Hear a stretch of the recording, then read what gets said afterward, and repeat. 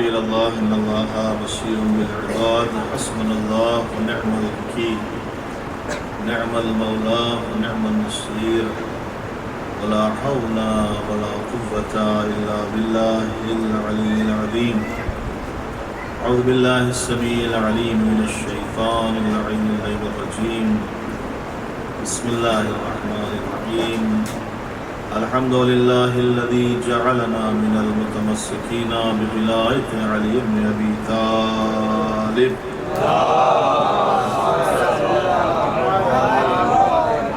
أمير المؤمنين وأولاده المعصومين الذي من تكلم سمع كلامه ومن سكت علم ما في نفسه ومن عاش فعليه رزقه ومن مات فإليه معاده والصلاة والسلام على نبي الأمي القرشي الهاشمي سيدنا ونبينا مولانا أبي القاسم محمد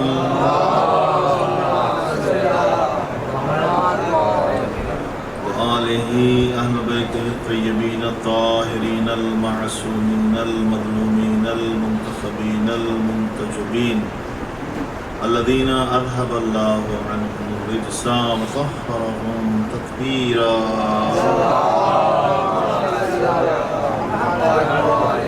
ولعنة الدائمة الباقية المستمرة على أعدائهم أجمعين وغاصبي حقوقهم من الآن إلى قيام يوم الدين أما بعد فقد قال الله سبحانه تبارك وتعالى قوله الحق في كتابه المبين بسم الله الرحمن الرحيم كلا لو تعلمون علم اليقين لترون الجحيم ثم لترونها عين اليقين ثم لتسألن يومئذ عن النعيم صلوات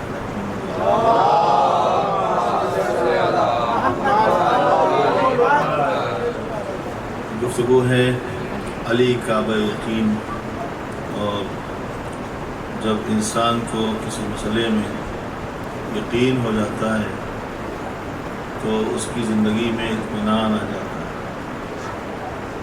جہاں بے چینیاں ہیں وہاں یقین نہیں ہے اور جہاں اطمینان ہے وہاں یقین ہے.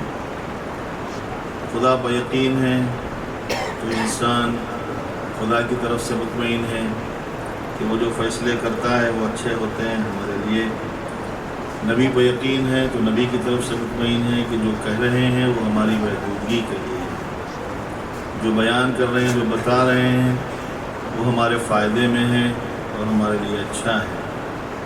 اسی لیے قرآن مجید نے مسلمانوں کو بالخصوص قرآن کے ماننے والوں کو یہ حکم دیا کہ نبی پر مکمل یقین رکھو. اور کیسا یقین؟ ما آتاکم الرسول فخذوا وما نہاکم عنہ فانتہوا. جو وہ دے اس کو لے لو اور جس سے وہ منع کر دے اس سے باز آ.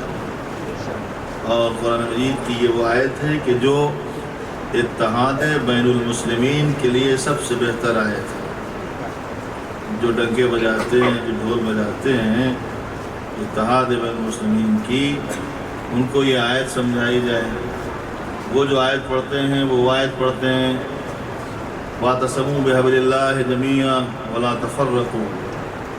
وہ یہ آیت کوٹ کرتے ہیں کہ اللہ کی رسی کو بڑی مضبوطی سے پکڑ لو اور آپس میں اختلاف نہ کرو.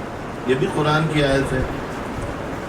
تو آپ مجھے یہ آیت پڑھنے کے بعد پھر اس کا ایڈریس بھی دے دینا کہ کس جنگل میں وہ رسی لٹک رہی ہے, کون سے ایریے میں وہ رسی ہے کہ جس کو اللہ کی رسی کہتے ہیں. ہم پکڑ لیں گے, ہمیں کوئی اعتراض نہیں ہے. نہ کسی نے آج تک ایڈریس دیا نہ کسی نے پتہ بتایا اور ہم تو پوری دنیا میں گھوم کے آئے, ہمیں کہیں نہیں دکھائی. ایسی کوئی رسی نظر نہیں آئی کہ جو پکڑ کے تمام اتحاد کے مسائل حل ہو جائیں. اور وہ رسی جو ہے وہ حبل اللہ کہی جائے, اللہ کی رسی کہتے تو ہیں مگر بتاتے نہیں ہیں کہ وہ رسی کون سی. اور جب نہیں بتاتے تو پھر ہم وہیں جاتے ہیں جہاں سے ہر سوال کا جواب ملتا ہے.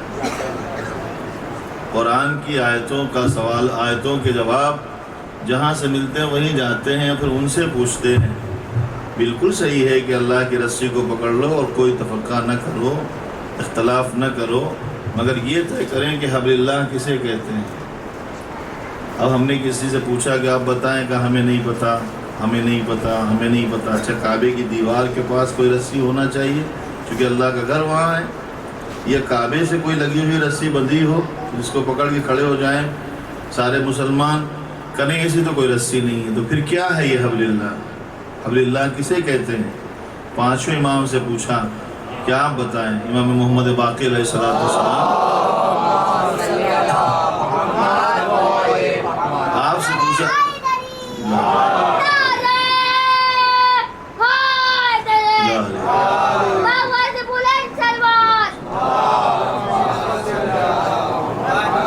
تو ہم نے جب ان سے پوچھا کہ آپ بتائیں کہ یہ حبل اللہ کیا ہے جس کے لیے قرآن کہتا ہے کہ اس کو پکڑ لو اور اختلاف نہ کرو، تو امام نے اپنے سینے پہ ہاتھ مار کے کہا، نحن حبل اللہ، ہم ہیں وہ اللہ کی رسی جس کی تبلیغ جناب سیدہ نے کی کہ تم نے اللہ کی رسی کو چھوڑ دیا۔ اللہ کی رسی ولایت اہل بیت ہے، آپ پکڑ لیجئے، کاہے کہ اختلاف ہے۔ ہم تو یہ کہتے ہیں اختلاف تو بڑی بات ہے، اللہ جہنم کو بھی بجھا دے گا۔ صلوات پڑھیں محمد و آل محمد۔ جہنم کے جلانے کا، جہنم کے بنانے کا مقصد تو یہی ہے، منکر علی کے لیے بنایا گیا ہے۔ آپ ولایت علی پہ آپ آ جائیے، اکٹھا ہو جائیے، سب لوگ سمجھ میں آ جائے گا۔ حبل اللہ پر بالکل صحیح ہے، آپ رسی پکڑ لیجئے، رسی طے کیجئے کیا ہے۔ نہ حبل اللہ طے کر پائے، نہ وجہ اللہ طے کر پائے، نہ صدر اللہ طے کر پائے، نہ عین اللہ طے کر پائے، نیت اللہ طے کر پائے، نہ سیف اللہ طے کر پائے۔ نام ٹائٹل کسی کو دے دیا، اس کا مطلب یہ تھوڑی وہ سیف اللہ ہو گیا۔ سیف اللہ وہ ہے جس کے پاس اللہ کی بھیجی ہوئی تلوار ہے۔ ید اللہ وہ ہے کہ جو اللہ کی طرف سے جو ہے اگر مردہ ہو جائے تو ٹھوکر مار کے زندہ کر دیتا ہے۔ آپ سمجھے؟ تو آپ طے کیجئے۔ انہوں نے کہا، نحن حبل اللہ، ہم ہیں اللہ کی رسی، ہمارا دامن پکڑ لو، کوئی اختلاف نہیں، نہ یہاں اختلاف ہے نہ وہاں، کیونکہ ہم میں کوئی اختلاف نہیں ہے، ہم میں کوئی اختلاف نہیں ہے۔ ہمارا پہلا، آخری، درمیانی جو بھی آپ دیکھیے وہی کہتا ہے جو ایک کہتا ہے۔ جو پہلے نے کہا وہ دوسرے نے کہا، وہ درمیانی نے کہا، وہ آخر نے کہا، سب نے کہا۔ اور مذہب جب مانا جاتا ہے، مذہب کے آپ اندازہ لگا سکتے ہیں۔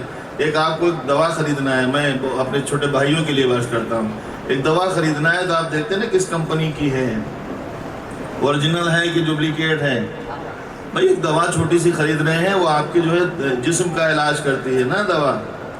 دوا جسم کے علاج کے لیے ہوتی ہے نا، جسم کی بیماری دور کرنے کے لیے۔ تو آپ ڈرتے ہیں کہ نقلی دوا اندر نہ چلی جائے، بجائے وہ آپ کو فائدہ دینے کے ریئیکشن کر دے گی، اور ریئیکشن کرنے کے بعد آپ کو تکلیف میں ڈال دے گی۔ تو آپ دیکھتے ہیں کس کمپنی کی ہے، صحیح کمپنی ہے، اوریجنل ہے کہ نہیں ہے۔ تو جب جسمانی علاج کے لیے آپ اوریجنل دوا تلاش کرتے ہیں، تو روحانی علاج کے لیے کیوں نہیں آپ اوریجنل مذہب ڈھونڈتے ہیں؟ اس کے لیے بھی ڈھونڈے نا کہ اوریجنل مذہب کون سا ہے، طبیب روحانی کون ہے، ہماری روح کو فائدہ کون سا مذہب دینے والا ہے، ہم کہاں جائیں، سورسز کیا ہیں مذہب کے۔ بعض لوگ تو جو ہے آج یہ کہنا ہے چھوڑیے جانے دیجئے، سارے مذہب حق ہیں۔ بھائی سب تھوڑے حق ہو سکتے ہیں، دو آدمی لڑ رہے ہیں، ایک حق پہ ہوگا اور ایک باطل پہ ہوگا۔ یہ کون سا آپ کا کنسیپٹ ہے کہ یہ بھی حق پہ وہ بھی حق پہ ہے؟ طے کیجئے نا۔ صفین میں دو لڑ رہے ہیں، صفین کے میدان میں دو لوگ ہیں، ادھر بھی تلواریں لیے ہوئے ہیں، ادھر بھی تلواریں لیے ہوئے ہیں۔ آپ کے یہاں وہ بھی رضی اللہ ہیں، یہ بھی وجہ اللہ اور کرم اللہ وجہہ ہیں۔ آپ بات طے کیجئے، یا اگر ہمت ہے تو کہیے علی حق پہ نہیں تھے، اور اگر یہ ہمت نہیں ہے تو پھر مانتے ہو کہ علی حق پہ تھے، چونکہ نبی کہہ چکے ہیں حق وہی ہے جہاں علی ہے۔ تو آپ کو ماننا پڑے گا کہ وہ جو علی کے مقابل میں تھا وہ حق پر نہیں تھا، باطل تھا۔ اب اگر باطل کو مان کے آپ تمنا رکھتے ہیں کہ جنت مل جائے گی تو یہ خیال خام ہے۔ ایک صلوات بھیجے محمد و آل محمد۔ سب حق ہیں، کسی کو بھی جو ہے سب یہ بھی ٹھیک ہے وہ بھی ٹھیک ہے، یہ کیسے ہو سکتا بھائی؟ ایک ہی ٹھیک ہو سکتا ہے۔ اچھا لوگ جو ہے اس میں تحقیق کرنا نہیں چاہتے، کچھ لوگ تو اس لیے تحقیق نہیں کرنا چاہتے کہ محنت لگے گی، تحقیق کریں گے تھوڑا پوچھنا پڑے گا، محنت ہوگی، مشقت ہوگی، تو وہ جو ہے تساہلی اور کاہلی کی وجہ سے نہیں کرنا چاہتے۔ اور کچھ لوگ اس لیے منع کرتے ہیں تحقیق کرنے سے کہ اگر تحقیق کریں گے تو نقابیں الٹ جائیں گی، چہرے کھل جائیں گے. اس لیے کام کرو، چھپا رہنے تو چھپ رہا ہے. مگر آپ ایک بات بتائیں، آپ جب ڈاکٹر تلاش کرتے ہیں تو آپ اپنے لیے اسپیشلسٹ ڈھونڈ لیتے ہیں کہ نہیں ڈھونڈ لیتے ہیں؟ کوئی ڈاکٹر ایسا ہے جو کہتا ہے ہمارے پاس آؤ ہم مار ڈالیں گے؟ ہر ایک یہی کہتا ہے ہم اچھا کر دیں گے. تو آپ سب کے پاس تو نہیں جاتے، اپنی بیماری کے لیے آپ ڈاکٹر ڈھونڈ لیتے ہیں کہ نہیں ڈھونڈ لیتے ہیں؟ اگر خدا نہ خواستہ کسی پہ مقدمہ ہو جائے تو آپ چلے جائیے عدالت میں، ہر ایک کالا کوٹ پہنے کھڑا ہوا ہے. سب کے پاس نہیں جاتے کہ آپ میرا مقدمہ لڑیے. آپ اس کے پاس جائیں گے جو آپ کے مقدمے کو لڑ سکتا ہے، آپ کو جتا سکتا ہے. تو مجھے بتائیں، جب جسمانی بیماری کے لیے آپ ڈاکٹر ڈھونڈ سکتے ہیں، دنیا کی عدالت کے لیے وکیل ڈھونڈ سکتے ہیں، تو روحانی بیماری کے لیے رہبر نہیں ڈھونڈ سکتے، اور آخرت کی عدالت کے لیے وکیل نہیں ڈھونڈ سکتے. وہ فرق یہ ہے، یہاں کی عدالت کے لیے یہاں کا وکیل چاہیے، وہاں کی عدالت کے لیے وہاں کا وکیل چاہیے. صلوات بھیجیں محمد والے محمد. اب جیسی عدالت ہے ویسا وکیل چاہیے.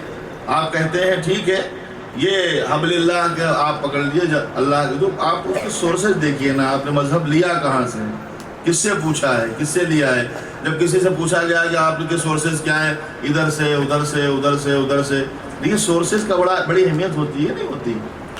جو مذہب اسلام ہے اس کی خوبی یہ ہے کہ مذہب اسلام اس کا بنانے والا اللہ ہے. مذہب اسلام جو ہے اس کا بنانے والا اللہ ہے، یہ اس کی خاص خوبی ہے. بقیہ مذاہب کسی نہ کسی کی طرف منسوب ہیں، عیسائی جناب عیسیٰ کی طرف ہے، بودھ دھرم جناب بودھ کی طرف ہے، کوئی ایک خطے کی طرف ہے، کوئی کسی کی طرف ہے. لیکن اسلام جو ہے وہ اللہ کی طرف منسوب ہے. تو بنانے والا اتنا پیارا ہے، اتنا اچھا ہے، اتنا رحیم ہے، اتنا کریم ہے. اس نے بنا کے دیا، دینے کے بعد جب تم تک پہنچا ہے تو نہیں ڈھونڈیں گے سورسز کیا ہے. سورسز کیا ہے؟ اکثر جو ہے علماء نے کبھی یہاں پہ بات کہی ہے کہ آپ سورسز اگر تلاش نہیں کریں گے تو آپ بہک جائیں گے، آپ پریشان ہو جائیں گے، آپ کو صحیح راستہ ملے گا نہیں. ایک آپ کے یہاں ہندوستان میں ہمارے ایک بہت مشہور ندی ہے، اس کا نام ہے گنگا. گنگا جانتے ہیں؟ ندی گنگا. جو گنگا کہاں سے نکلتی ہے؟ رشی کیش سے نکلتی ہے. جہاں سے نکلتی ہے وہاں پر اس کا پانی جب ٹیسٹ کیا گیا تو اتنا صاف اور شفاف ہے کہ اگر کوئی بیمار پی لے تو اچھا ہو جائے. ایک دم وہاں سے اوپر سے جو پانی صاف ستھرا آتا ہے، جہاں سے وہ شروع ہوتی ہے، گنگا جہاں سے شروع ہوتی ہے، اس کا پانی بہت پیارا ہے، بہت صاف ہے، بہت شفا دینے والا ہے. اچھا وہ چلتے چلتے جب کانپور میں آئی تو کانپور میں اگر کوئی پی لے تو بیچارہ بیمار ہو جائے، اور آگے بڑھ کے الہ آباد پہنچی جب، وہاں تو مر ہی جائے گا. بھئی یہ آیا جو پانی آیا ہے، جہاں سے نکلا ہے وہاں تو شفا دینے والا ہے. کانپور آتے آتے گندا کیسے ہو گیا، مسموم کیسے ہو گیا، زہریلا کیسے ہو گیا کہ الہ آباد پہنچتے پہنچتے. اصل مولانا بات یہ ہے کہ درمیان میں لوگوں نے اتنے فیکٹری کے نالے کھول دیے ہیں، نہیں سمجھے، لوگوں نے بیچ میں اتنے مردے ڈال دیے ہیں کہ وہ پانی جو صاف تھا وہ اچھا نہیں رہا، وہ مسموم ہو گیا. میں نے کہا دین بھی خدا سے چلا تھا، بیچ میں لوگوں نے ایسے ایسے مردے ڈال دیے. صلوات بھیجیں محمد و آل محمد. ایسے ایسے کردار دے دیے، فیکٹری کے ایسے گندے نالے پیش کر دیے کہ اسلام کا چہرہ ہی بگڑ گیا. اسلام کا چہرہ بگڑ. تو سورسز کیا ہیں؟ اب سورسز قرآن کو سمجھنے کے لیے جب دیکھیے تو سورسز کیا ہیں؟ یہ کتاب حدیث کی ہے، وہ کتاب حدیث کی ہے، لاکھوں حدیثیں ہیں، مگر اس میں چھٹے امام سے کتنی حدیثیں لیا بھائی؟ ابو ہریرہ سے بہت ساری حدیثیں آ گئیں. ابو ہریرہ جو آخر میں آئے بیچارے، اور ان سے لاکھوں حدیثیں آ گئیں اس کتاب میں.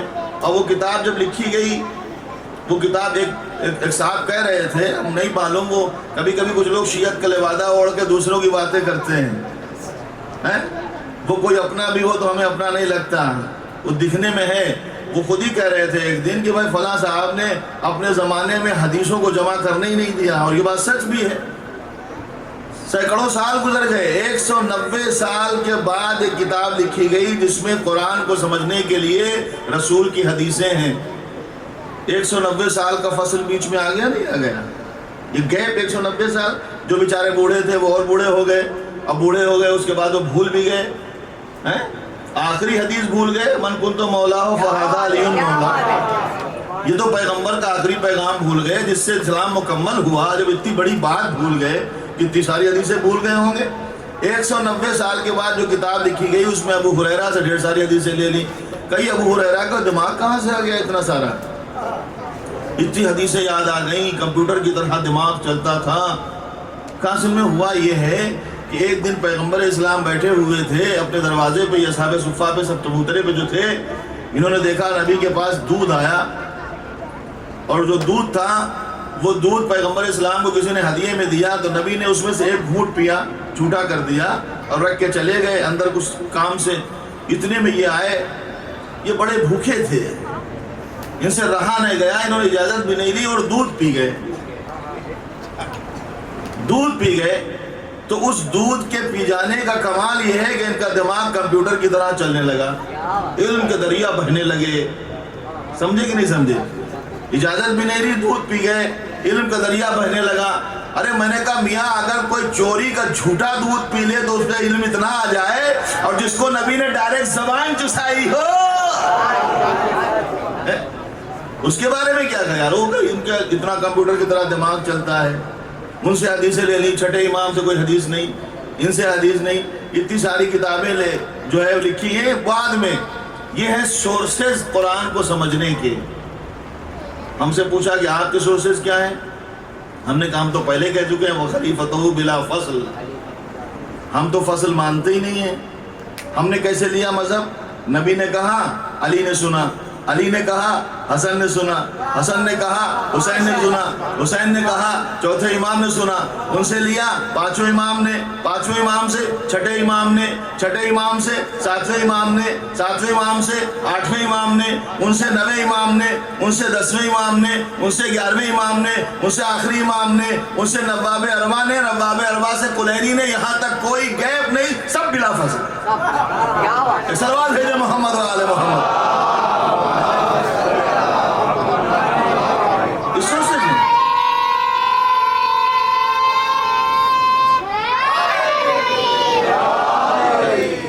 پہنچے وہاں قیامت کے دن لے کے یہ مذہب لائے ہیں، تو جبرائیل دیکھیں گے نہیں کہ اس میں جو ہے وہ کہاں لگی ہے مہر. اس میں اب ڈپلیکیٹ مذہب لے کے پہنچیں گے جنت لینے کے لیے، ڈپلیکیٹ مذہب سے جنت مل جائے گا. نمازیں ڈپلیکیٹ ہیں، روزے ڈپلیکیٹ ہیں. بھائی ڈپلیکیٹ میں اس لیے کہہ رہا ہوں کہ جب تک اس پہ ولایت علی کی مہر نہ ہو تب تک تو نہ سجدہ قبول ہے، نہ رکوع قبول ہے، نہ آپ کے کوئی عمل قبول ہے. پیغمبر خود کہہ چکے ہیں اگر ہزاروں سال رکن و مقام کے درمیان کوئی عبادت کرتا رہے، روزے رکھتا رہے، کوہ احد کے برابر سونا راہ خدا میں دے، اور مظلوم قتل کر دیا جائے بغیر خطا کے، اے علی اگر اس کے دل میں تمہاری محبت نہ ہوگی تو جنت کی خوشبو بھی نہیں سونگھ سکتا. جنت میں جانا تو بڑی بات ہے، جنت کی خوشبو بھی نہیں سونگھ سکتا ہے. تو قرآن مجید کی آیت کوٹ کرتے ہیں، یہ کوئی آیت حبل اللہ، ہم تو کہا حبل اللہ ہی کا ہم ذکر کرتے ہیں، آپ پکڑ لیجئے دامن. نبی کے پروردگار عالم نے کہا نبی پہ یقین رکھو، نبی جو دے وہ لے لو، جس سے منع کرے اسے چھوڑ دو. بھئی کام کرو، آپ کسی کا دامن نہ، ہم نہیں کہتے آپ علی کا دامن پکڑ لیجئے. علی کا دامن ہر ایک کے ہاتھ میں آتا بھی نہیں. بھئی ہر ایک کی قسمت میں علی کہاں ہے؟ علی ہر ایک کی قسمت میں نہیں ہے. علی تو اسی کی قسمت میں ہے جہاں خیانت نہیں ہوگی، امانت رکھی گئی ہوگی. تو آپ ایک کام کیجئے، نبی کا دامن پکڑ لیجئے، پکڑ لیجئے نبی کا دامن، رسول اللہ کا دامن پکڑ لیجئے، کس کے پکڑے رہیے گا. اب یہ نہیں پتا ہم آپ جو ہے کیسے پکڑیں گے. دوسروں کا دامن پکڑنے کا اعلان کرتے ہیں نا کہ ہم ان کا دامن نہیں چھوڑیں گے، ان کا دامن نہیں چھوڑیں گے. صلوات بھیجے محمد و آل محمد.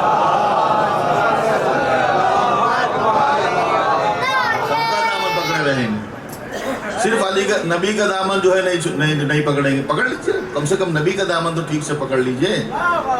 نبی کا دامن پکڑ لیجئے، آپ بھی اور ہم بھی دونوں دامن پکڑے رہیں. اور پھر یہ قرآن کی آیت پڑھیں، دیکھیے اتحاد ہوتا ہے کہ نہیں ہوتا ہے. میں بتاتا ہوں طریقہ، دیکھیے ہوتا ہے کہ نہیں ہوتا ہے. دامن پیغمبر پکڑے ہیں آپ، دامن پیغمبر ہم بھی پکڑے ہیں. اب قرآن کی آیت پڑھیے، ما آتاکم الرسول فخذوہ وما نہاکم عنہ فانتہوا. جو نبی دے وہ لے لو، جس سے منع کرے رک جاؤ. نبی نے نماز دی، آپ بھی لیجئے ہم بھی لیں. روزہ دیا، آپ بھی لیجئے ہم بھی لیں. حج دیا، آپ بھی لیجئے ہم بھی لیں. زکوٰۃ دی، آپ بھی لیجئے ہم بھی لیں. جہاد دیا، آپ بھی لیجئے ہم بھی لیں. امر بالمعروف دیا آپ بھی لیجیے ہم بھی لیں، نہیں منکر دیا آپ بھی لیجیے ہم بھی لیں، معاشرے کے حالات بتائے آپ بھی لیجیے ہم بھی لیں، جنت کی باتیں کہیں ہم آپ بھی لیجیے ہم بھی لیں، کوثر کی باتیں کہیں آپ بھی لیجیے ہم بھی لیں، اور اس کے بعد آگے بڑھے حسن دیا آپ بھی لیجیے ہم بھی لیں، حسین دیا آپ بھی لیجیے ہم بھی لیں، سیدہ دی آپ بھی لیجیے ہم بھی لیں، علی دیے آپ بھی لیجیے ہم بھی لے لیں۔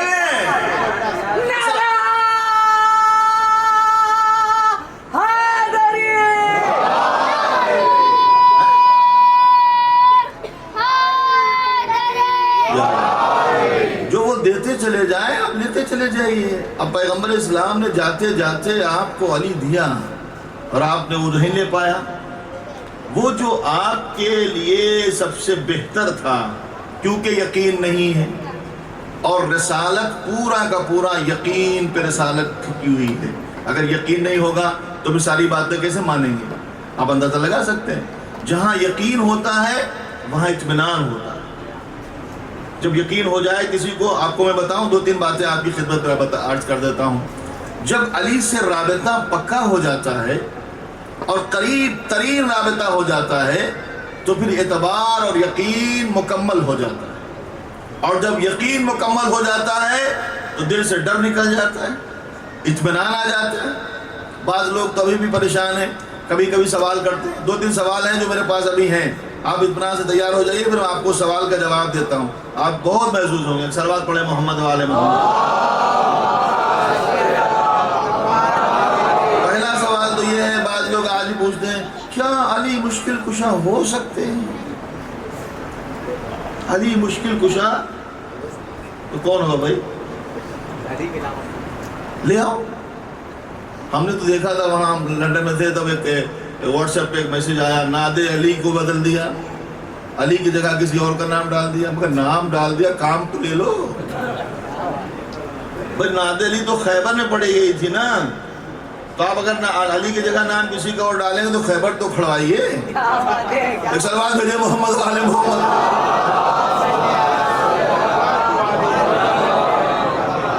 پیغمبر اسلام جب آئے تھے خیبر میں تو کیا سمجھتے ہیں کہ یہ جو گئے تھے علی سے پہلے، ان کو نبی نے علم دیا تھا؟ نبی نے علم نہیں دیا تھا کسی کو۔ اگر نبی علم دے کسی کو اور کہیں جاؤ لڑنے جاؤ تو ممکن نہیں ہے کہ وہ چھوڑ کے بھاگ جائے۔ نبی جس کو منتخب کرے وہ کیسے علم پھینک کے چلا آئے گا بھائی؟ نبی نے نہیں دیا۔ ابن عساکر لکھتے ہیں کہ پیغمبر جیسے ہی آئے اور خیبر میں پہنچے تو نبی کو درد شقیقہ عائد ہوا۔ درد شقیقہ آدھے سر کا درد ہوتا ہے۔ پیغمبر اپنے خیمے میں 3 دن تک نبی اپنے خیمے سے باہر نہیں نکلے، جب تک چھوٹے بھائی بڑے بھائی بھگدڑ ہو چکی تھی۔ انہوں نے ان کو دیا، انہوں نے ان سے کہا تم جاؤ، انہوں نے کہا ان سے کہا۔ 3 دن جب بھگدڑ ہو گئی تو پیغمبر جب باہر آئے تو کہا ہوا کیا؟ تو کہنے ایسا ایسا ہوا۔ مرحب خالی منہ نکالتا تھا اور بھاگ جاتے تھے۔ میدان میں بھی اس کو آنے کی ضرورت نہیں تھی۔ مرحب کے نام سے مسلمان اتنا ڈرتے تھے کہ خالی منہ نکالتا تھا مرحب اور وہاں سے للکارتا تھا اور یہ بھاگ جاتے تھے۔ نہیں سمجھے آپ؟ جس سے مسلمان ڈرتے ہیں وہ مرحب ہے، اور جو مرحب ڈرتا ہے جس سے اس کا نام علی ابن ابی طالب۔ ایک سلوات بھیجے محمد والے محمد۔ اور اتنے ڈرے ہوئے تھے، آپ دیکھیں خندق کے واقعے میں بھی دیکھیں، بہت ڈرے ہوئے تھے مرحب سے، عمر ابن عبدالعزیز سے، جن سے ڈرے ہوئے تھے۔ اس لیے تو علی کو مظہر العجائب کہتے ہیں۔ تو خالی منہ نکالتا تھا بھاگ آتے۔ 3 دن جو ہے ہو گئی بھگدڑ، تو نبی نے کہا کیا ہوا؟ کہا سب لوگ بھاگ گئے، کچھ ہوا نہیں۔ پھر نبی نے فرمایا اچھا کل میں علم دوں گا، سمجھے؟ کل میں علم دوں گا، لَأُتْيَنَّ رَائِتًا غَدًا رَجُلًا كَرَّارًا غَيْرَ فَرَّارٍ يُحِبُّ اللَّهُ وَرَسُولُهُ وَيُحِبُّهُ اللَّهُ وَرَسُولُهُ۔ کل میں علم دوں گا، ابھی 2 دن 3 دن تو تم لے کے گئے ہو، کل میں دوں گا اسے جو مرد ہوگا، جرار ہوگا، کرار ہوگا، غیر فرار ہوگا۔ کرار کے معنی کیا ہے؟ نہ بھاگنے والا۔ غیر فرار کے معنی کیا ہے؟ نہ بھاگنے والا۔ 2 لفظ استعمال کیے ہیں، جو نہ بھاگنے والا ہوگا، نہ بھاگنے والا ہوگا۔ یا رسول اللہ کرار کہہ دیا تھا تو غیر فرار کہنے کی ضرورت نہیں تھی، ایک لفظ میں معنی آ جاتے، پتہ چلتا کہ نہیں میں نے قرآن کو سپورٹ میں لے کے کہا، قرآن میں اللہ نے کہا یہ بت تمہارے مردہ ہیں، اموات غیر احیاء، 2 بار کہا ہے، مردہ ہیں زندہ نہیں ہیں۔ مردہ ہیں اس کے معنی ہے کہ زندہ نہیں ہے، پھر بھی خدا کہتا ہے مردہ ہیں غیر احیاء، زندہ نہیں ہیں۔ یہ 2 بار اللہ نے کیوں کہا؟ ایک بار کہا مردہ ہے، دوبارہ کہا زندہ نہیں ہے۔ یہ بتانا چاہتا نہ کل زندہ تھے، نہ آج زندہ ہے، نہ کل زندہ ہوں گے۔ نبی 2 بار کہا، نہ کل بھاگا تھا، نہ آج بھاگے گا، نہ قیامت تک کبھی بھاگے گا۔ صلوات پڑھ دے محمد و آل محمد۔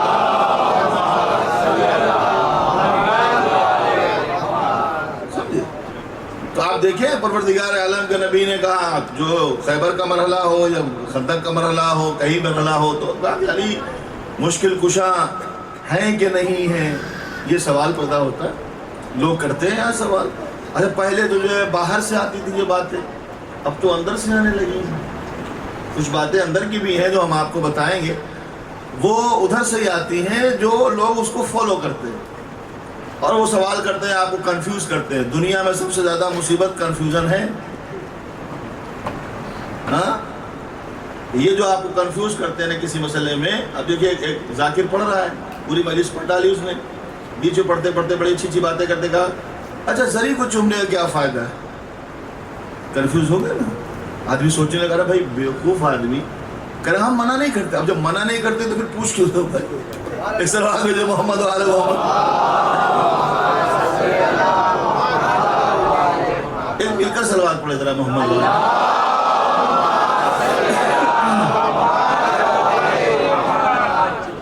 جب آپ منع نہیں کرتے تو آپ پوچھ کیوں رہے ہیں؟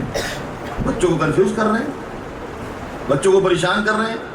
1 گھنٹے کی تقریر میں 2 لفظ ایسے پیش کر دیے کہ بچے لوگ پریشان ہیں۔ آپ کو پریشان ہے، آپ کو تو پیسہ مل گیا اس کا، وہ 2 جملے جو آپ نے کہے ہیں آپ نے تو اس کے کیش لے لیے، ان کا کیا ہوگا؟ ایسے ہی یہاں پہ بھی علی مشکل کشا ہیں کہ نہیں ہیں؟ تو ہم نے کہا اچھا اگر آپ کو یہ طے کرنا، اب ہم آپ کو کیا بتائیں؟ علی کی مشکل کشائی تو دور کی بات ہے، مشکل کو سمجھ لیجئے۔ مشکل کشا کسے کہتے ہیں؟ جو مشکل کو حل کرے۔ علی تو بڑی چیز ہے نا، علی کے غلاموں میں وہ طاقت ہے کہ مشکل کشائی کر سکتے ہیں۔ نہیں سنا آپ نے؟ ایک میں سناتا ہوں، ایک نام ہے شمس تبریز، نام ہے شمس تبریز، سنا آپ نے؟ شمس تبریز مولانا روم کے پاس گئے اور جانے کے بعد، آپ تیار ہیں سننے کے لیے نا؟ محمد والے محمد آواز بلند صلوات۔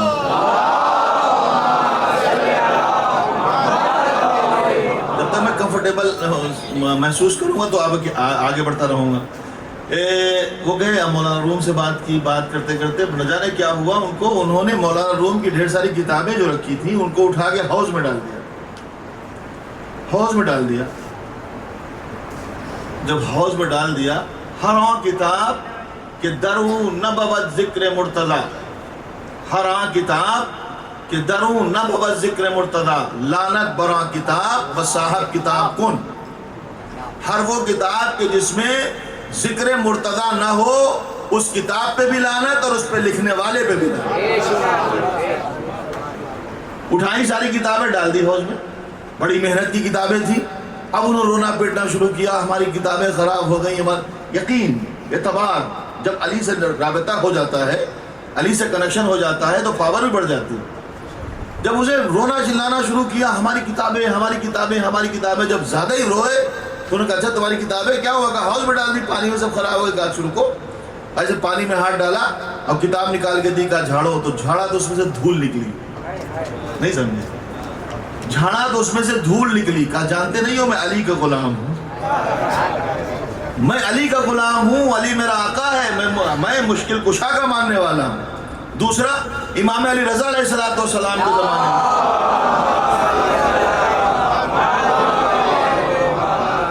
ان کے ایک صحابی تھے معروف کرخی، معروف کرخی کا نام سنا ہوگا آپ نے کبھی؟ معروف کرخی، مطالعہ کرنے کی ضرورت تو ہمیں پڑتی ہے نا، آپ لوگ تو فری میں ہی سن لیتے ہیں۔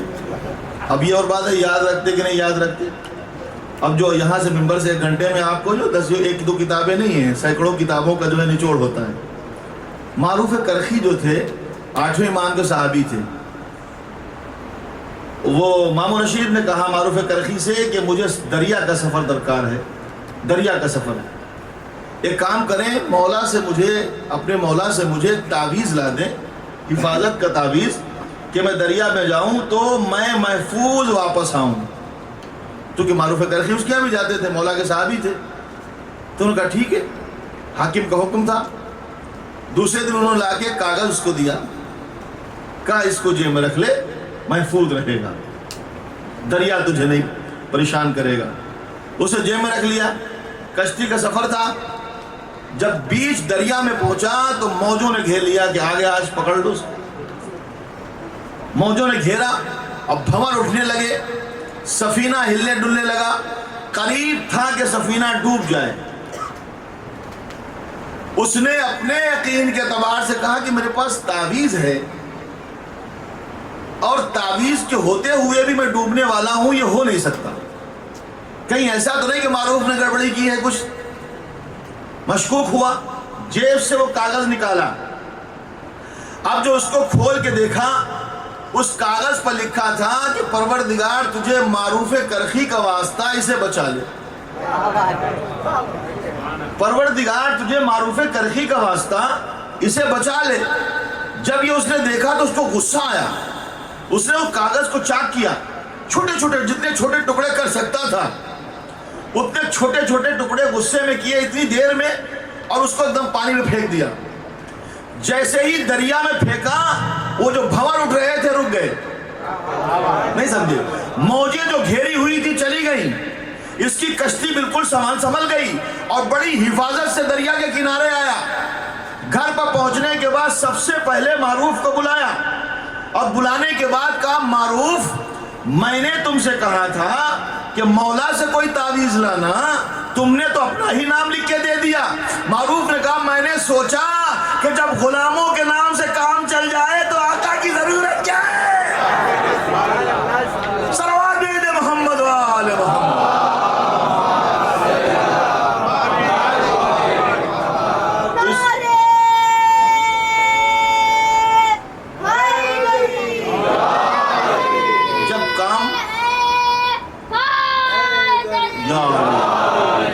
جب کام غلاموں کے نام سے چل جائے تو آقا کی ضرورت کیا ہے؟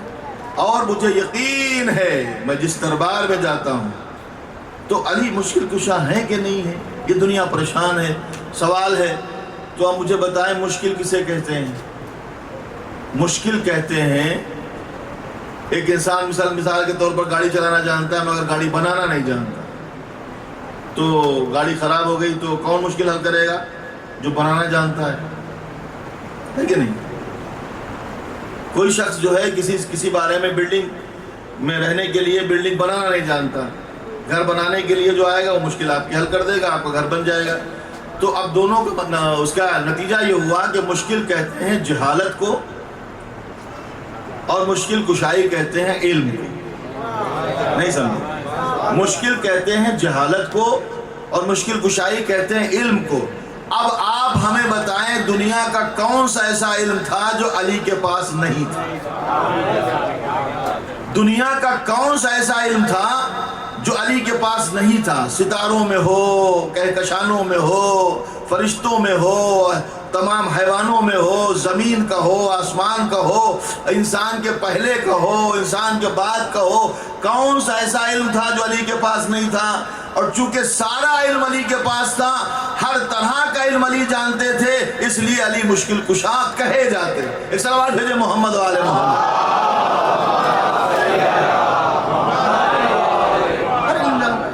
مشکل کشائی علی کا، اور یہ وہ اتنا اہم ہے، یہ نام اتنا اہم ہے، یہ نام اتنا اہم ہے کہ خود پیغمبر نے فرمایا ہے کہ میں نے دیکھا ہے ساق عرش پر اللہ نے علی کا نام لکھا ہوا ہے، فرشتوں کے پروں پر اللہ نے علی کا نام لکھا ہوا ہے، کیونکہ فرشتوں کو پرواز کے لیے طاقت ملتی ہے علی کے نام سے۔ اور ہم تو اور ایک قدم آگے بڑھ کے آپ کو بتاتے ہیں، آنے والا مولا کی خدمت کر کہتا ہے سلام کر کے مولا میں پریشان ہوں، غریب ہوں، مجھے کچھ مدد کریں۔ مولا نے کہا چلو. اس کا ہاتھ پکڑا, شہر کے باہر پہنچے. پہنچنے کے بعد ایک مقام پر مولا پہنچے اور زمین پر ٹھوکر ماری. اب جب ٹھوکر ماری تو وہاں سے ایک دروازہ کھلا. اس کے نیچے دیکھا تو ڈھیر سارے زینے ہیں, دادر ہے. اس کے ساتھ اتر گئے. ایک بہت بڑا روم اور کمرہ نظر آیا, حجرہ. دیکھا پورا حجرہ جو ہے ہیرے جواہرات سے بھرا ہوا ہے, سونے چاندی کے سکے اس میں بھرے ہوئے. تو مولانا نے کہا جتنا تجھے چاہیے لے لے, تجھے جتنا چاہیے اتنا. آپ تھکے؟ تھک تو نہیں ہے؟ نعرہ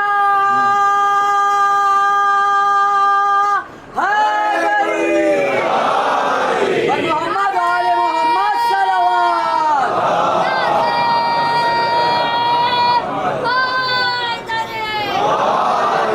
ابھی تو گلا ہی گرم نہیں ہوا, ابھی تو شروع ہوئی مجلس. 15-20 منٹ کے بعد تو گلا ہی گرم ہوتا ہے, سمجھے. تو کہنے لگے کہ مجھے ضرورت ہے. امام لے گئے, دیکھا ڈھیر سارے ہیرے جواہرات ہیں, سونے چاندی. مولانا کا لے لے جتنا چاہیے. تو اب آپ جانتے ہیں عرب کا کرتا وہ لمبا والا جو ہوتا ہے, کبھی دیکھا ہوگا کسی کو پہنے ہوئے, بڑی بڑی جیبیں ہوتی ہیں اس کو. اس نے خوب جیبیں بھری ادھر سے ادھر سے ادھر سے. میں کہا مولا آپ ہی دے دیجئے نا. ارے کہا اگر میں دے دوں گا تو شاید تمنا رہ جائے گی کہ کچھ اور مل جاتا. میں نے اس سے کہا خود لے لے جتنا تجھے چاہیے. اچھا ایسا کیوں نہیں کیا آپ نے, خود کیوں نہیں دیا؟ کہ جسے ختم ہو جانے کا خطرہ ہو وہ اپنے ہاتھ سے دے. میں تو لنگر لگائے ہوئے ہوں, لے لو, میرے ختم ہو جانے کا خطرہ ہی نہیں ہے. دے دیا, بھر لیا اس نے. جب پورا ہو گیا تو مولا نے کہا بس. کہا مولا بس چلو. مولا آگے وہ پیچھے پیچھے. اور جب وہ نکلا اور نکلنے کے بعد جب باہر آیا پھر مولا نے ٹھوکر ماری, جیسے زمین تھی ویسے ہو گئی. اچھا مجھے بتائیں اگر کسی کو اس طرح کی دولت ملے تو پھر وہ کیا کرے گا؟ وہی کرے گا جو ہم آج کرتے ہیں. مولا آگے ہیں, وہ کھڑے ہو کر پہلے وہاں زمین دیکھتا ہے, اس کے دائیں طرف کیا ہے, بائیں طرف کیا ہے, سامنے کیا ہے, نشیب و فراز پوری طرح سے زمین کو پہچان رہا ہے. اور دیکھ تو لیا ہے نا کیسے ملا ہے, دیکھ تو لیا نا کیسے ملا ہے. یہ طریقہ وہ طریقہ سب کچھ پتا ہے اس کو. سمجھے کہ نہیں سمجھے؟ بھئی تلوار کا کسی کے ہاتھ میں آ جانا کمال نہیں ہے, چلانے کا بھی تو ہنر چاہیے نا. اگر ہم کہتے کسی کو مل بھی جاتی ذوالفقار تو چلانے کے لیے وہ ہاتھ کہاں لاتے؟ سیف اللہ کے لیے ید اللہ چاہیے نہ چاہیے؟ ہر ہاتھ میں تلوار اٹھتی بھی نہیں ہے. اور اگر میری بات نہیں مانتے تو جناب عباس سے پوچھے, پیغمبر کے چچا جب آئے تھے کہنے لگے رسول کی وراثت میں ہمارا بھی حق ہے. علی نے کہا لے جاؤ, یہ عصا ہے, یہ رسول کا ماما ہے, یہ ردا ہے, اور یہ ناقہ غضبہ ہے, یہ چھوڑ کے گئے ہیں, اس کے علاوہ اور کچھ نہیں ہے. یہی وراثت ہے پیغمبر کی جو چھوڑی ہے, انہوں نے لے جاؤ. باقی تو مسلمانوں نے چھین لی ہے, ختم ہو گئی بات. لے جاؤ, یہ میرے پاس موجود ہے. کہا ٹھیک ہے. سر پہ ماما رکھ دیا, دوش پر ردہ ڈال دی, ہاتھ میں عصا دے دیا. کہا بسم اللہ سواری کر لیجیے ناقہ غضبہ پہ. اٹھ ہی نہیں پا رہے. بھائی امامہ جو ہے کتنا ہوگا, ہم پورا دن رکھے رہتے ہیں, 10-20 کلو کو ہوتا تو میری حالت خراب ہو جاتی. بھئی پیغمبر کا امامہ تھوڑا اور بڑا ہوگا, کپڑے کا امامہ 1-2 کلو کا امامہ سرپا ہے, 1-8 کلو کی ردا دوش پہ ہے. جناب عباس اٹھ نہیں پا رہے ہیں, جتنا اٹھتے ہیں اتنا دھستے جا رہے ہیں. پریشان ہو گئے, کہلے گئے یاری یہ امامہ اتارو. اتار دیا, ردا اتار دی. کہا اس پہ بیٹھیں گے, بیٹھ گئے. اب ناقہ غضبہ اٹھ ہی نہیں رہا ہے, چل ہی نہیں رہا ہے. کہا یہ کیا ہوا؟ کہا یہ نبوت کی وراثت ہے, یہ نبوت کی وراثت ہے, یہ ہر ایک کو نہیں ملتی. کہا پھر کیسے؟ اپنے بیٹے کو بلایا امام حسن کو. پیغمبر کی شہادت کب ہے؟ سن 11 ہجری. جناب امام حسن کی ولادت کب ہے؟ 3 ہجری. کتنے سال کے ہوں گے؟ 8 یا 9 سال کی عمر ہے. 8 سے 9 سال کے بیچ کی عمر ہے جناب امام حسن کی. اور پیغمبر کی شہادت جب ہوئی تھی تو کتنے سال کے تھے؟ پیغمبر کی عمر پوری کتنی تھی ٹوٹل عمر؟ 63 سال. 63 سال کا ایک پورا آدمی اور 8-9 سال کا ایک بچہ. اب اس ذہن میں آ گیا نا جناب عباس انہی کے ایج کے تھے، چچا تھے پیغمبر کے، لیکن اٹھ نہیں پائے۔ مولا نے امام حسن کو بلایا، دوش پر رداء ڈالی، سر پر امامہ رکھا، ہاتھ میں عصا دیا۔ امام حسن سے کہا ذرا بیٹا سواری کر کے بتاؤ۔ امام حسن اٹھے، ناقہ غضبہ پہ سوار ہوئے، سواری کر کے بتایا کہ یہ رسالت کا بوجھ ہے، امامت کے علاوہ کوئی اٹھا نہیں سکتا۔ صلوات دے دے محمد و آل محمد۔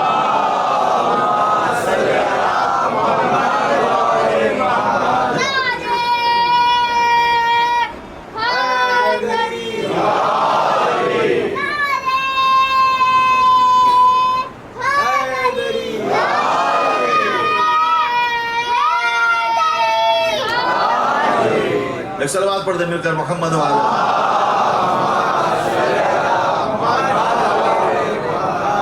تو آپ اندازہ لگا سکتے ہیں کہ یہ وراثت پیغمبر کی، ہمیں ہمارے پاس خزانے میں کمی آئے گی نہیں، ہمیں سب پروردگار عالم نے اختیارات دیے ہیں۔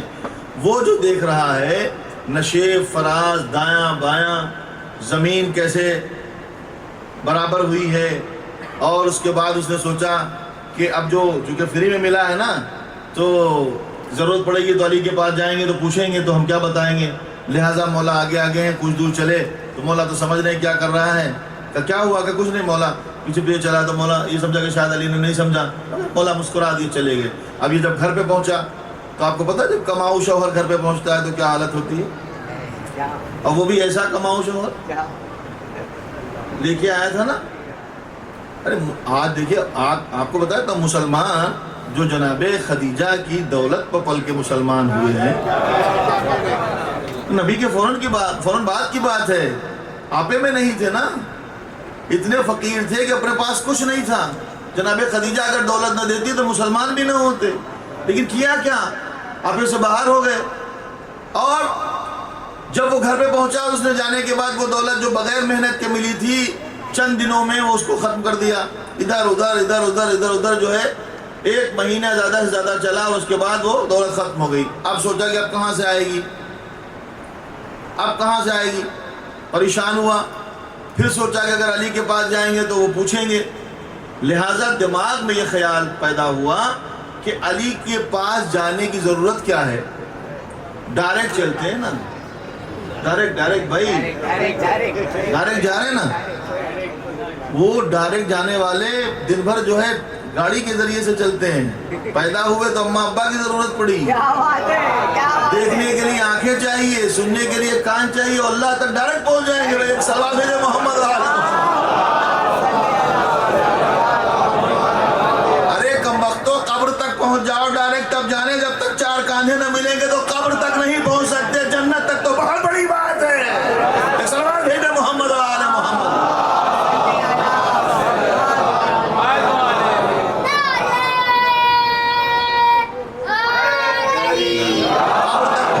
مشکل ہے، جنت تک پہنچنا بہت بڑی بات ہے۔ اب یہ اپنی جو ہے قسمت ہے، کس نے کس کو وسیلہ بنایا ہے، کون کس کے ساتھ جائے گا، کون کس کو لے کے جائے گا۔ جس کو جہاں جانا ہے وہاں جائے، ہم تو کسی کو منع نہیں کرتے، ہمیں جہاں جانا ہے وہاں جائیں گے۔ تو اس نے سوچا کہ اب نہیں جائیں گے علی کے پاس، لا وہیں جاتے ہیں، ڈائریکٹ چلے جاتے ہیں۔ پہنچ گیا، اور ابھی 1 مہینے پرانی بات ہے نا، 1 مہینے پرانی بات ہے، بھولا بھی نہیں، جگہ بالکل صحیح، جگہ بالکل صحیح، مقام بالکل صحیح۔ اور جانے کے بعد وہ جگہ پہچانی کہ جہاں یہاں سے ملا تھا۔ اب اس نے اس جگہ پر ٹھوکر مارنا شروع کی، 1 ٹھوکر، 2 ٹھوکر، 3 ٹھوکر۔ اب آپ جانتے ہیں کہ پسینہ پسینہ ہو گیا بھائی۔ اب دولت کا لالچ تو عجیب ہوتا ہے نا، اتنا عجیب ہوتا ہے کہ رسول کی حرمت بھی لوگوں نے باقی نہیں رکھی، دولت کے چکر میں اپنا مستقبل خراب کر لیا، اور قیامت تک کے لعنت کے حقدار ہو گئے، قیامت تک کے لیے لعنت کے حقدار ہو گئے۔ میں خود نہیں کہتا، خدا خود کہتا ہے، ملعون ہیں وہ لوگ کہ جنہوں نے پیغمبر کو اذیت دی، اور نبی کہتے ہیں ملعون ہیں وہ لوگ جنہوں نے سیدہ کو اذیت دی، ہے کہ نہیں؟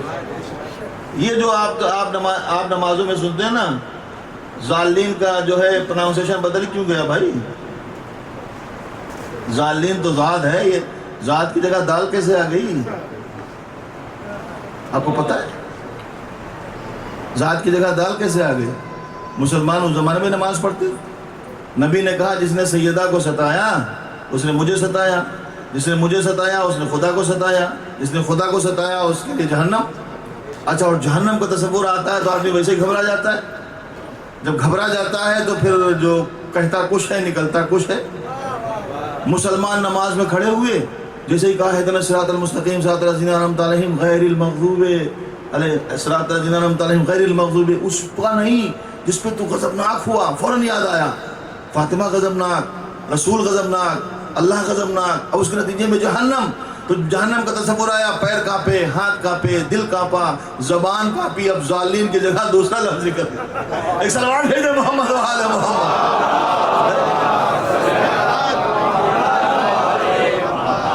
اندازہ لگا؟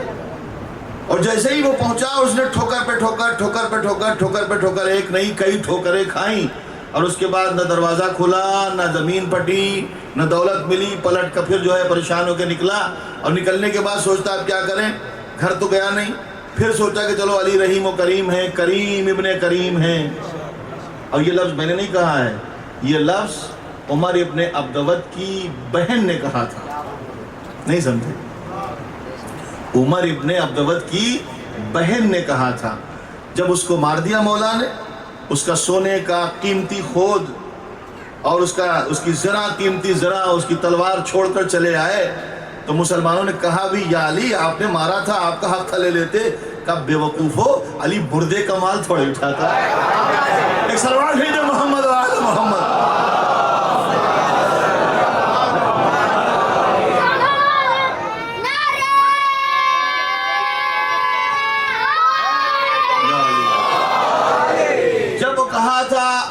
اس کی بہن روتی ہوئی تو روتے روتے آ کے جیسے ہی دیکھا اپنے بھائی کو، خاموش ہو گئی، رونا بند کر دیا، اور یہ کہہ کے آگے بڑھی کہ تیرے اوپر میں زندگی بھر روتی مگر اب نہ روؤں گی، اس لیے کہ تیرا قاتل کوئی معمولی نہیں ہے، کریم ابن کریم ہے۔ کریم، یہ تاریخ میں لکھا ہے بھائی، کریم ابن کریم، جو خود بھی کریم ہے، اس کا باپ بھی کریم ہے۔ شکایت یہی ہے مسلمانوں، ایک کافرہ کو تو کرامت ابو طالب نظر آ گئی، تمہیں آج تک ایمان ابو طالب سامنے میں آیا۔ صلوات پڑھتے مل کر محمد و آل محمد۔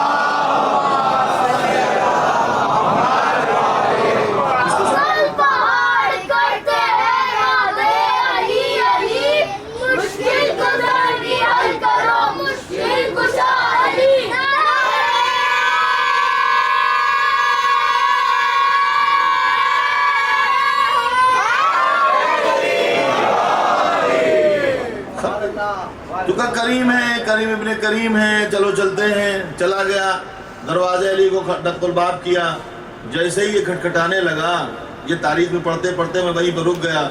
میں نے دیکھا پیچھے مڑ کے کہ کیسے آیا، کہ ٹھوکریں کھا کے آیا، تو پتہ چلا علی کے دروازے پہ اکثر لوگ آتے ہیں لیکن پہلے ٹھوکریں کھا لیتے ہیں۔ ایک بار نہیں، دو بار نہیں، ایک بار کھائی، دو بار کھائی، تین بار ٹھوکریں کھائی، پھر چوتھی بار دروازے پہ آئے تھے علی کہ نہیں آئے تھے؟ تو علی نے پوچھا بھی تھا، کہا کہ بھائی سنو مکے مدینے والو ادھر آؤ، کہے کے لیے آئے ہو؟ کہ بیعت کرنے آیا ہو۔ کہ آج سے پہلے مجھ میں کون سی خرابی تھی جو نہیں آئے؟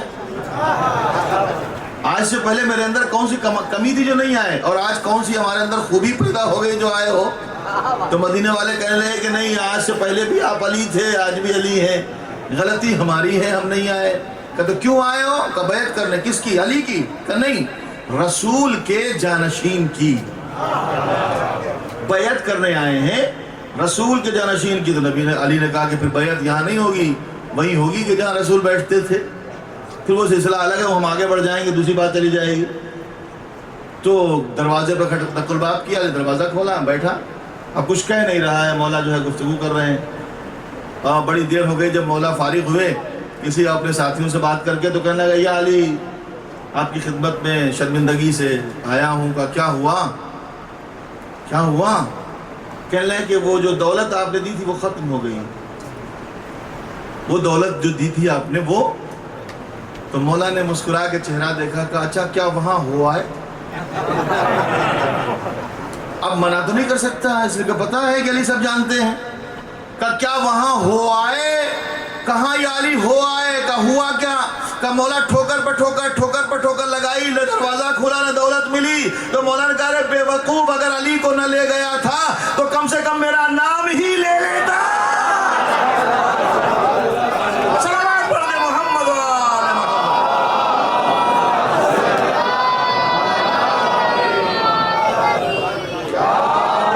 میرا نام ہی لے لیتا تو کم سے کم کچھ تو مل جاتا، میرے نام پر ملتا۔ زمین والے ہوں یا ہوں وہ آسماں والے، انہی کے ٹکڑوں پر پلتے ہیں دو جہاں، یہاں والے ہوں یا وہاں والے ہوں، انہی کے ٹکڑوں پر پلتے ہیں۔ فرش والے تیرے ہاتھوں کا اثر کیا جانے، روٹیاں تیری بنی عرش کی زینت زہرا۔ اب اندازہ لگا سکتے، لوگوں کو یہ سمجھ میں نہیں آ رہا، ان کے معجزے سمجھ میں نہیں آ رہے۔ آج ایک میسیج مجھے کہیں سے آیا اور سوال تھا، بہرحال اس کو تو جو میں نے جواب دے دیا وہ دے دیا، آپ کو تھوڑا تفصیل سے جواب دے دیتا ہوں۔ ان کو یہ سمجھ میں نہیں آتا ہے کہ وہ امام حسین علیہ السلام کے معجزے سمجھ میں نہیں آتے، ان کو جو ہے اہل بیت کے فضیلت برداشت نہیں ہوتی ہے۔ تو یہ کچھ خاص لوگ ہیں، کہ جن کو برداشت نہیں ہوتا ہے، انہوں نے علی کو سمجھا ہی نہیں ہے، وہ فطرس پہ ہی رکے ہوئے ہیں آج تک، وہ راہب پٹ کے ہوئے ہیں۔ بھائی دوسرے حسینی برہمن تو راہب کے واقعے کو مان رہے ہیں، یہ ہمارے جو چاہنے والے اہل بیت کے ہیں، اپنے کو کہتے ہیں، ان کو سمجھ میں نہیں آتا راہب کون ہے۔ فطرس کے بارے میں پریشان ہے کہ فطرس کیسے بھیا، فطرس ایک فرشتہ تھا، توجہ چاہتا ہوں میں جلدی سے عرض کر دوں چونکہ میں یہاں تک پہنچنے والا تھا۔ فطرس ایک فرشتہ تھا، اور ایک فرشتہ فطرس ہونے کے باوجود اس نے جو ہے آیا اور اس نے گناہ کیا اور اس نے یہ کیا، یہ کیسے ہو سکتا ہے، اور حسین نے اس کو کیسے پردے دیے، سمجھے؟ یہ پریشان ہے کہ اسے کیسے ہو گیا، حالانکہ قرآن مجید میں ہاروت و ماروت کا پورا واقعہ موجود ہے، وہی فرشتے تھے۔ میں آپ کو بتاؤں، آپ پہلے یہ بتائیے کہ انبیاء میں سب سے افضل کون ہے؟ حضور خطی مرتبہ۔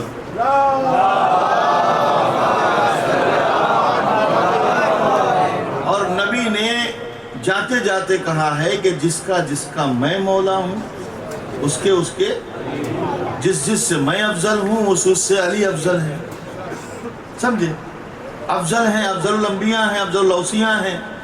آل محمد کو فخر انبیاء کہا جاتا ہے، کیونکہ آدم بچے ہیں، آدم کی محنتیں بچی ہیں ان کی وجہ سے۔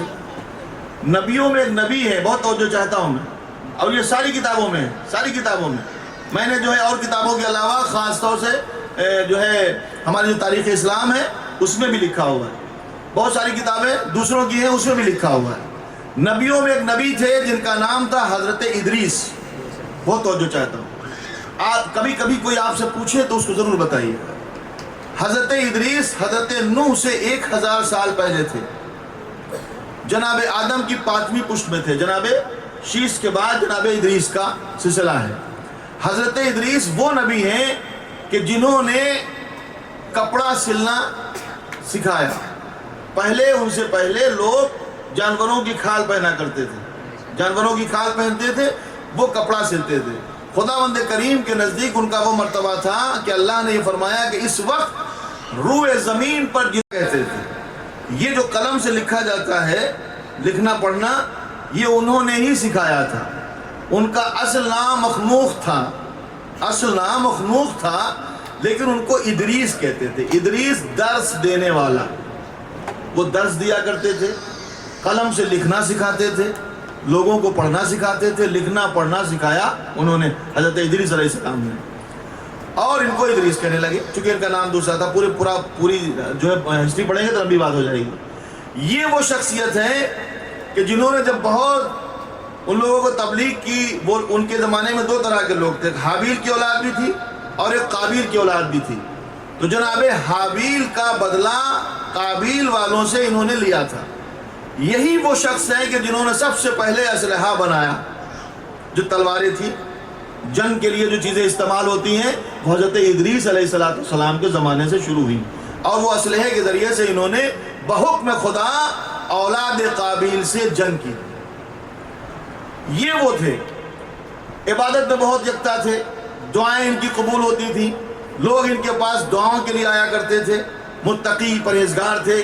زمین سے زیادہ ان کے آسمانوں پہ چرچے ہو گئے، جب خداوند کریم نے ان کے لیے نعمتوں کا اعلان کیا، ان کی عبادتوں پر فخر کیا، تو فرشتوں نے جو ہے ان کی عبادت میں فخر کی بنیاد پر ان کو پہچاننا شروع کیا۔ اسی زمانے میں کوئی فرشتہ ایسا تھا کہ جس کے اللہ نے کسی وجہ سے بالوں پر لے لیے تھے، کسی وجہ سے بالوں پر لے لیے تھے، چونکہ اسے پتا تھا کہ زمین پہ ایک بندہ خدا ایسا ہے کہ جس کی عبادت اللہ کو قبول ہے، جس کی دعا خدا قبول کرتا ہے، تو وہ اپنے ساتھیوں کے ساتھ ان کے پاس دعا کے لیے آیا۔ انہوں نے اس کے لیے دعا فرمائی، جس کے نتیجے میں اللہ نے اسے دوبارہ بالوں پر دیا۔ نہیں سمجھا؟ کتابوں میں لکھا ہوا ہے حضرت ادریس کی دعا پر اس فرشتے کو جس سے اللہ نے کسی وجہ سے بالوں پر لے لیے تھے، دوبارہ بالوں پر دیے، اور جب بالوں پر مل چکے تو اس نے جناب ادریس سے کہا، سرکار اگر آپ کی کوئی خواہش ہے تو مجھے بتائیں، میں آپ کا مرہون منت ہوں، میں آپ کی کوئی خواہش پوری کر سکتا ہوں، آپ نے میرے لیے اتنا کیا ہے تو مجھے بتائیں۔ تو حضرت ادریس مسکرائے، کہ خداوند کریم نے ہماری عبادت کا صلہ تو ہمیں بتایا ہے، ہم چاہتے ہیں اور عبادت کریں، اللہ کی بارگاہ میں اور جو ہے بلندی پر پہنچے، لیکن میری خواہش یہ ہے کہ میں زمین پر رہتا ہوں اور میں چاہتا ہوں کہ آسمانوں کی سیر کروں، میں چاہتا ہوں کہ آسمانوں کی سیر کروں۔ تو کہا کوئی بات نہیں، آپ کے عطا کردہ پر ہیں، آپ ان پر بیٹھ جائیے، میں آپ کو آسمان کی بلندی پر لے کے چلتا ہوں۔ حضرت ادریس اس کے پروں پر بیٹھے اور وہ ان کو لے کر چوتھے آسمان پر پہنچا۔ چوتھے آسمان پر جب پہنچا تو فرشتہ ملک الموت کو دیکھ کے رک گیا، سلام کلام ہوا، ملک الموت سے کہنے لگا کہ ایک بندہ ہے زمین پر، وہ چاہتا ہے کہ اس کی عمر اور زیادہ ہو جائے تاکہ وہ عبادت کرے۔ تو کہا اس کا نام کیا ہے؟ وہ تیار تھے زمین کی طرف آنے کے لیے، اس نے کہا اس کا نام ادریس ہے۔ ملک الموت مسکرانے لگے، ملک الموت مسکرانے لگے، تو اس نے پوچھا کہ بھائی سبب تبسم کیا ہے، مسکرانے کی وجہ کیا ہے؟ کبھی تھوڑی دیر پہلے خدا نے فرمایا کہ میرا ایک بندہ ادریس ہے، اب اس کو ہمارے پاس آنا ہے، اس کی روح کو قبض کرنے کی ذمہ داری تمہاری ہے، مگر شرط یہ ہے کہ اس کی روح زمین پر نہیں آسمان چہرم پر قبض کی جائے گی۔ صلوات بھیجے محمد والے محمد۔ شرط یہ ہے کہ اس کی روح آسمان پر چوتھے آسمان پر قبض کی جائے، زمین پر نہیں قبض کی جائے۔ تو میں پریشان تھا کہ پروردگار بندہ تو زمین پر رہتا ہے، میں تیاری بھی کر رہا تھا جانے کے لیے، اور بندہ آسمان پہ آئے گا کیسے، اس کی روح یہاں کیسے قبض کی جائے گی؟ کہا اس کی زندگی ہم اور چاہتے، کہ نہیں، اس کی زندگی صرف پلک جھپکتے ہی باقی ہے، اس سے زیادہ زندگی نہیں ہے۔ فرشتے جب پلٹ کے دیکھا تو حضرت ادریس اللہ کی بارگاہ میں پہنچ چکے تھے۔ حضرت ادریس کے اس واقعے سے پتہ چلتا ہے کہ ادریس جیسا نبی اگر کسی معطوف فرشتے کو پر دے سکتا ہے تو حسین ابن علی جیسا فخر ادریس کسی معطوف فرشتے کو پر کیوں نہیں دے سکتا؟ صلوات بھیجے محمد و آل محمد۔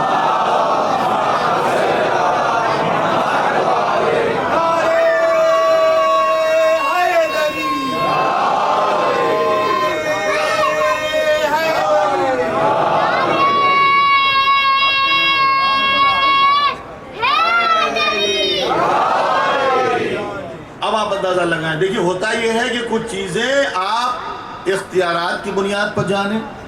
امام حسین کے یہ پاور ہے کہ نہیں ہے، ان کے پاس یہ طاقت ہے کہ نہیں ہے؟ اگر یہ طاقت ہے تو پھر کتابوں میں کیوں ڈھونڈ رہے ہیں بھائی، ادھر ادھر کیوں تلاش کر رہے ہیں؟ اگر آپ کو یقین نہ آئے چلے جائیے بارگاہ امام حسین میں۔ وہ جو چل نہیں پاتے ان کو پیر ملتے کہ نہیں ملتے؟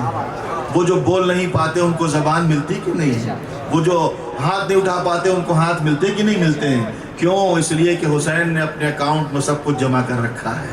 انہوں نے عباس کے ہاتھ پہلے ہی دے رکھے ہیں، علی اکبر کا سینہ پہلے ہی دے رکھا ہے، علی اصغر کی زبان پہلے ہی قربان کر دی ہے۔ میرے مالک بے زبان آئے گا، علی اصغر کی زبان کے صدقے میں زبان دے دینا۔ اگر بے ہاتھ آئے گا، حسین کے ہاتھوں کے صدقے میں ہاتھ دے دینا۔ اگر کوئی پیر چل نہ پائے تو سید سجاد کی بیڑیوں کے صدقے میں اسے پیر دے دینا۔ حسین سب کچھ دے چکے ہیں، जमा कर चुके हैं। अभी मैं घर से निकल रहा था तो एक ऐलान हो रहा था, उसी वक्त फ़ौरन मेरे आंखों से आंसू निकल आए और ऐलान ये हो रहा था कि फ़लाँ जगह पर इमाम हुसैन आज़म की नज़र रखी गई है, लंगर जारी है, आप हजरात जाएं, लंगर खाएं, सवाब दारन हासिल करें।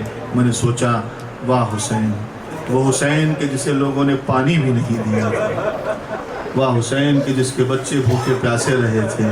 आज पूरी दुनिया में बिला तफरीक मज़हब व मिल्लत हुसैन के नाम पर भूखों को खाना खिलाया जाता, प्यासों को पानी पिलाया जाता, लंगर जारी है। ऐ काश हम करबला में होते, ऐ काश हम करबला में, यही तो कहते या लैतनी कुन्तु माकुम फनफूज़ फौज़न अज़ीमा, ऐ काश हम करबला में होते। याद आया ये सबीलें देख कर समझ में आता है सकीना प्यासी न रहती, ये लंगर देख के नज़र में समझ में आता है कि हुसैन के बच्चे भूखे न रहते। वाह हुसैन, तेरी कुर्बानी के सदक़े तेरे ऊपर लाखों जाने कुर्बान हुसैन इब्न अली, कि आज पूरी दुनिया में हुसैन के नाम से न जाने कितने भूखे खाना खाते हैं, न जाने कितने प्यासे पानी पीते हैं। अब्बास दरिया पर कब्जा करके बैठे हुए हैं, आज के बाद कोई प्यासा न रहेगा। आप देखिए हमारे यहाँ मजलिसों का तरीका ये है कि आप जब कहीं बाहर से आए मजलिस में, किसी बच्चे से भी कहते बेटा ज़रा पानी ला दो, दौड़ के लाता है। मजलिस में आया है हुसैन का ज़ादा रहे, हुसैन का ज़्यादा प्यासा न रहे। पानी की सबीलें लगी हुई हैं, ये सबीलें हुसैन के बच्चों के नाम पर लगी हुई हैं। और सलामत रहे वो सबीलें लगाने वाले कि जो प्यासों को पानी पिलाते हैं। जब किसी प्यासे को कोई पानी पिलाता है तो सकीना दुआएं देती है और कहती है बाबा बाबा, अगर काश के रोने वाले होते करबला में तो मैं इस तरह से प्यासी न होती। जब कभी कोई भूखे को खाना खिलाता है तो अहले बैत दुआएं देते हैं, अहले बैत दुआएं देते हैं। सलामत रहें फर्श अज़ा बिछाने वाले, जब कोई फर्श अज़ा बिछाता है तो ज़ैनब दुआएं देती है, अरे मेरे भैया का मातम करने वाले, खुदा तुझे सलामत रखे। छठे इमाम की खिदमत में इमाम के सहाबी आए, नाम मुफज्जल है, सलाम किया, बैठ गए। इमाम ने कहा मुफज्जल 2 दिन से नहीं आए, कहाँ थे? मुफज्जल ने कहा मौला चाँद निकल आया, मुहर्रम का चाँद नमूदार हो गया, घर में मजलिसें कर रहे थे, हुसैन का फर्श अज़ा बिछा था, दोस्तों के साथ हुसैन का मातम मसरूफ़ थे, इसलिए हाजिर न हो पाए। मौला ने कहा तुमने बड़ा अच्छा किया मुफज्जल, खुदा तुम्हें कोई गम न दे, तुमने मेरे जद का गम किया, तुमने मेरे जद का मातम किया। पाँचवें इमाम तो यहाँ तक कहते हैं, किसी रोने वाले से कहते हैं अबू बशीर रो रहे हो? कहा मौला ये मेरी पूरी दाढ़ी भीग गई, ये मैं हुसैन के गम में जो आंसू बह रहे उसमें मेरी पूरी दाढ़ी भीग गई है। इमाम कहते हैं अबू बशीर ऐसे रो जैसे करबला में फातिमा रोती थी। जानते हैं फातिमा कैसे रोती थी? जब हुर इब्न अजीज रियाही अपने खैमे के सामने टहल रहा था, टहलते टहलते उसके दोस्त ने पूछा और परेशान क्यों है? उसने कहा सुनो। तो उसने सुना, कहा क्या सुना? कहा बच्चों की आवाज़ है, प्यासे बच्चे। का कौन है? कहा हुसैन के बच्चे। का मालूम है क्यों? मेरी वजह से। कहा अच्छा। उसके बाद फिर भी समझाया, उसका हाथ पकड़ के पीछे गया, खैमे के पीछे ले जाकर कहता जरा यहाँ पे सुन तो सही। उसे सुना, का क्या सुना? का किसी बीबी के रोने की आवाज़ आ रही है। कैसे रो रही है? कैसे रो रही है? जैसे उसका भरा घर उजड़ गया हो। कब पता है तुझे ये कौन है? का नहीं, का ये नबी की इकलौती बेटी फातिमा। अजरकुम अल्लाह, अजरकुम अल्लाह। यही कहीं बैठी हुई जहरा आंसू बहा रही होंगी। काश शऊर होता कि फातिमा कहाँ बैठी हुई रो रही है, तो खिदमत में हाथ जोड़ के बैठ जाते, बीबी अली असगर का पुरसा ले ले, अकबर का पुरसा कबूल हो, अब्बास हुसैन का पुरसा कबूल हो। अब तुमने मुफज्जल बड़ा अच्छा किया, मेरे आका की, मेरे जद की मजलिस की। कहा मौला? कहा मुफज्जल ये बात बताओ, जब मजलिस से बाहर निकले थे तो दरवाजे के बाहर किसी को देखा था चादर ओढ़े बैठा हुआ? मुफज्जल ने कहा मौला देखा तो था, कोई जूतियों के पास बैठा था, चादर ओढ़े हुए बैठा था, और चूंकि अंधेरा था हमने पहचाना नहीं कौन बैठा था। कहा मुफज्जल मैं तुम्हारा मौला मजलिस हुसैन में गया था। जैसे ये सुना मुफज्जल बेचैन हो गए। मौला तो फिर आप बाहर क्यों बैठ गए? अंदर आ गए होते, सदर मजलिस से बैठते, मजलिस की रौनक बढ़ जाती, हमारी जो है इज्जत अफजाई हो जाती। आप बाहर बैठ गए, हमें माफ कीजिए हमने पहचाना नहीं, अज़ादारों की जूतियों के पास आप बैठ गए। इमाम ने कहा हाँ मुफज्जल, मैंने बाहर से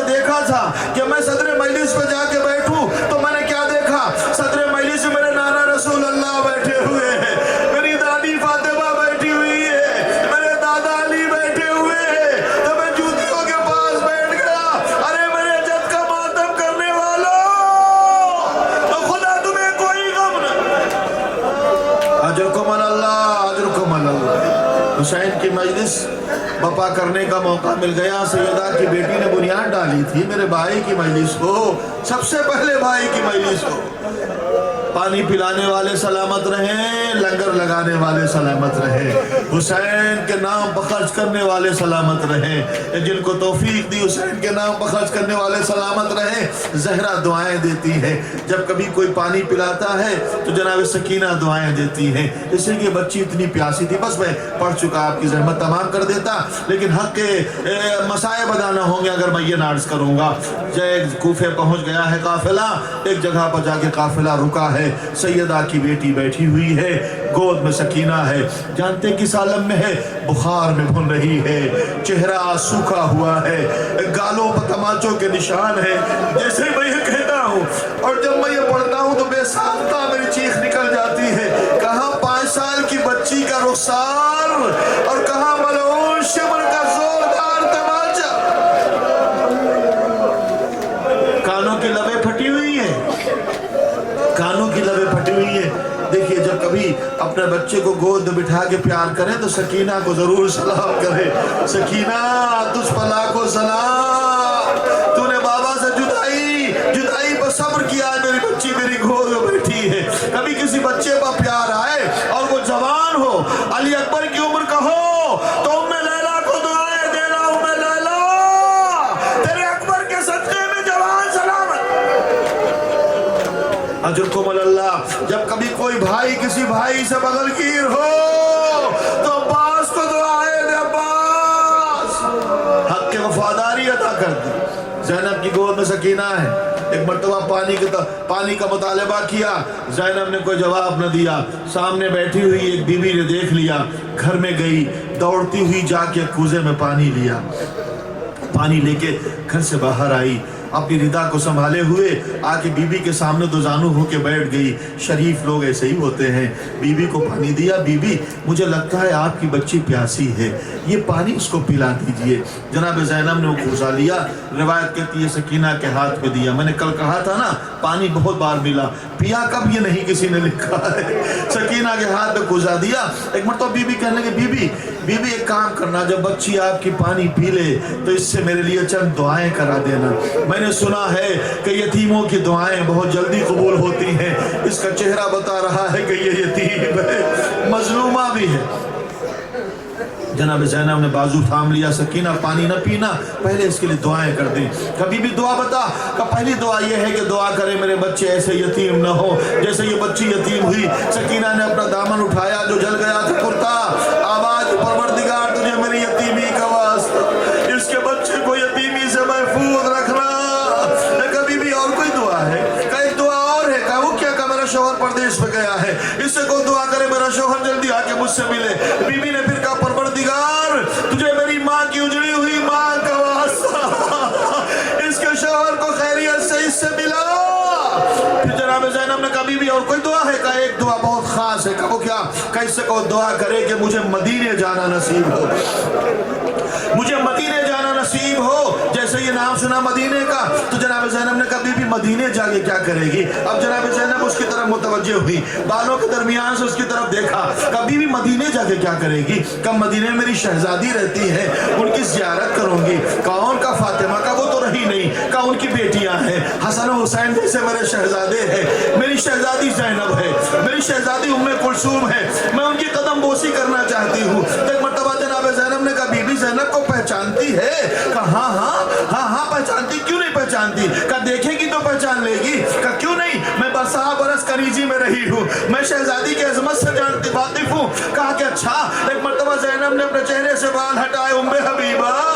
जैसे ही उम्मे हबीबा ने अपना नाम सुना, कहा कौन बीबी? का मैं तुम्हारी शहजादी ज़ैनब हूँ। जैसे ही ज़ैनब ने कहा कि मैं ज़ैनब हूँ, बीबी ने मुंह पर हाथ रख दिया, ऐसा न कहो बीबी। अरे कहा मेरी शहजादी, कहा ये कूफे के भरे बाजार, अब्बास को जलाल आ जाएगा, अकबर तलवार ले आएंगे, हुसैन लड़ने पे आमादा हो जाएंगे। ज़ैनब ने कहा बीबी सर नीचे रख, वो नेज़ा पर हुसैन है, वो घोड़े की गर्दन में अब्बास का सर है। अरे वाली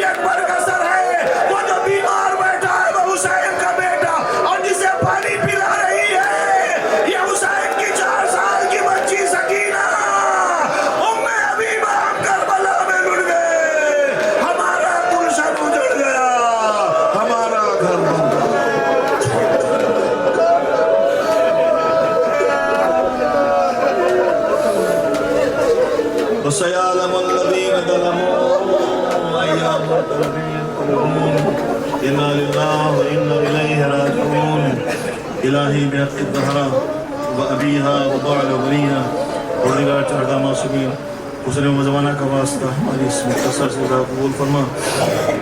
حاضرین مجلس